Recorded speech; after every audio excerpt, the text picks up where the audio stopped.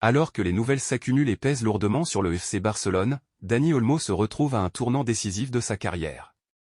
L'inscription tardive de l'ancien joueur du RB Leipzig et de Pau Victor en Liga a provoqué une crise inattendue. Les deux joueurs ne figurent pas sur les listes officielles pour disputer le championnat espagnol, une situation qui empêche également leur participation à la Ligue des Champions et à la Copa del Rey, car les licences nécessaires sont distribuées par la Liga. Malgré un recours déposé par le club catalan, il est peu probable que la fédération revienne sur sa décision. Face à ce scénario, plusieurs options s'offrent à Dani Olmo, chacune comportant des avantages et des risques. Selon Relevo, la première option serait de rester au Barça tout en acceptant de ne pas jouer pendant 6 mois. Une décision difficile pour un joueur de son envergure, mais qui pourrait refléter sa fidélité envers le club. Cependant, cette solution impliquerait un sacrifice majeur pour un joueur qui aspire à maintenir son niveau de compétitivité. La deuxième possibilité, idéale pour toutes les parties, serait que l'inscription de Dani Olmo soit finalement validée. Cela lui permettrait de continuer à évoluer sous les couleurs blaugrana, mais cette hypothèse semble de plus en plus irréalisable à mesure que le temps passe. Une autre alternative, plus radicale, serait de résilier son contrat avec le FC Barcelone. Bien que son agent ait récemment affirmé que cette éventualité n'était pas envisagée, elle pourrait devenir inévitable. Dans ce cas, Dani Olmo serait libre de rejoindre un autre club sans indemnité de transfert, une aubaine pour de nombreux prétendants en Europe.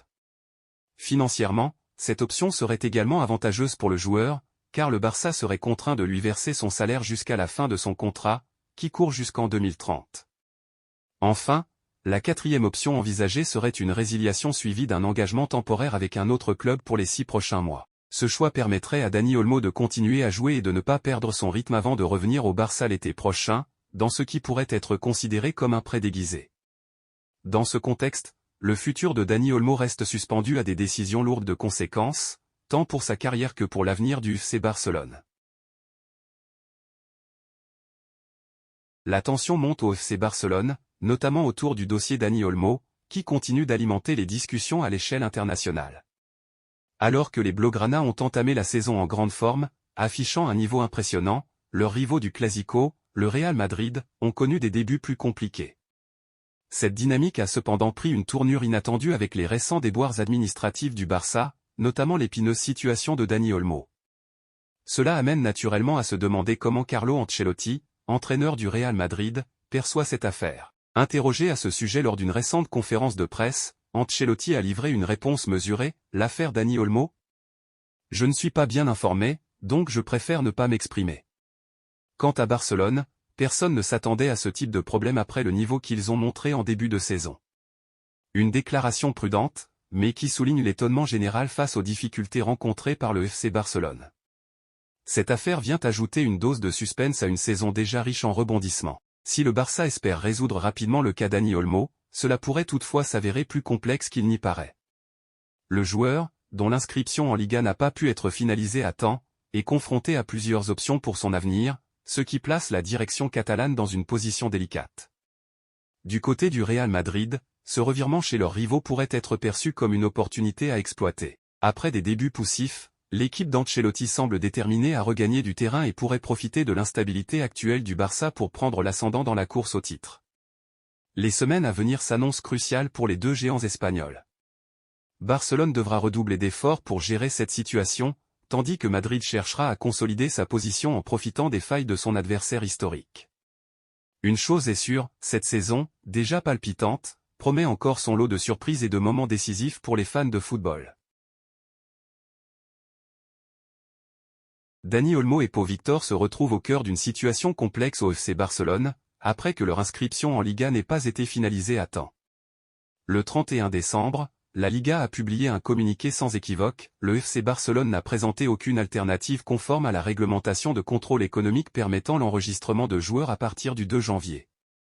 En conséquence, les deux joueurs ont été retirés de l'effectif officiel du club sur le site de la Liga. Face à cette impasse, le Barça a déposé un recours auprès de la fédération, espérant obtenir une prolongation jusqu'au 3 janvier pour fournir les documents nécessaires. Cependant, selon plusieurs médias espagnols, la fédération serait sur le point de soutenir la décision de la Liga. Si cela se confirme, Dani Olmo pourrait quitter le club gratuitement tout en percevant l'intégralité de son salaire prévu jusqu'en 2030. Une situation encore plus compliquée pour Pau Victor.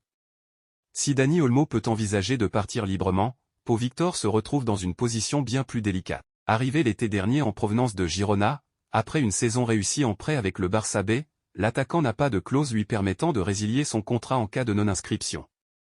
Sous contrat jusqu'en 2029, il ne peut ni être prêté, car cela nécessite une inscription préalable, ni participer à des compétitions comme la Copa del Rey ou la Ligue des Champions, dont les licences sont également délivrées par la Liga. Deux scénarios s'offrent donc à Pau Victor, rester au Barça sans jouer ou être vendu de manière définitive. Aucune de ces options ne satisfait le joueur, qui a clairement exprimé son souhait de rester en Catalogne et de contribuer au projet sportif du club. Selon la presse espagnole, Pau Victor reste confiant et espère un dénouement positif. La confiance en Laporta mise à rude épreuve.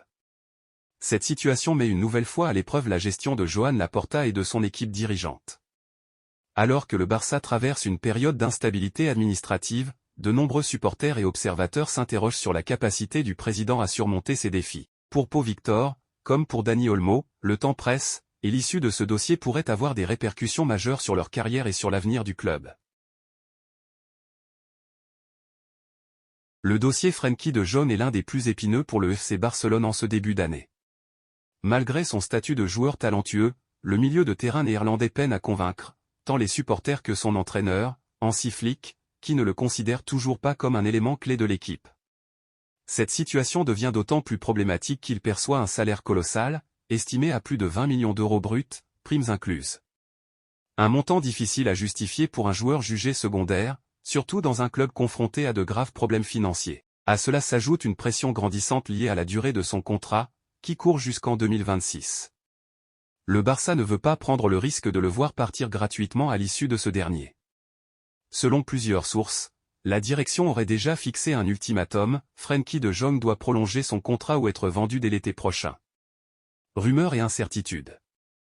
Face à ces spéculations, l'agent du joueur a tenu à clarifier certaines choses, notamment sur les bruits de couloir concernant un transfert vers l'Arabie Saoudite. Ces rumeurs sont totalement absurdes. Frenkie se concentre uniquement sur son objectif, briller dans le club qu'il aime et où il se sent chez lui. Peut-être même que nous prolongerons notre aventure avec le Barça, a-t-il déclaré. Pourtant, Frenkie de Jong lui-même n'a pas écarté l'idée d'un départ, laissant planer un doute sur son avenir. Un bilan mitigé. Dans un entretien accordé à Voetbal International, le Néerlandais s'est confié avec franchise sur son passage à Barcelone. Quand j'ai signé ici, je pensais remporter bien plus qu'un Liga, un Copa del Rey et une Supercoupe d'Espagne en 4 ans. Cela me déçoit. Des obstacles imprévus se sont dressés en chemin. Certains croient que je veux rester à Barcelone parce que la vie y est agréable, mais ce qui se passe sur le terrain reste ma priorité. Si je sentais que je n'apportais pas assez ou que l'équipe n'était pas à la hauteur, je serais parti, a-t-il affirmé. De Jong a également évoqué son contrat, le renouvellement est un sujet dans les médias, mais pas pour moi. Mon objectif est de jouer au football. Ensuite, je discuterai avec le club, mon agent et ma famille pour décider de mon avenir. Avec seulement 2 titularisations en 13 apparitions cette saison, Frenkie de Jong est loin d'avoir un rôle central au sein de l'effectif. Une situation qui attire l'attention de nombreux clubs européens, prêts à profiter d'une éventuelle ouverture. Reste à savoir si Barcelone trouvera une solution pour éviter un départ précipité ou un départ libre à terme.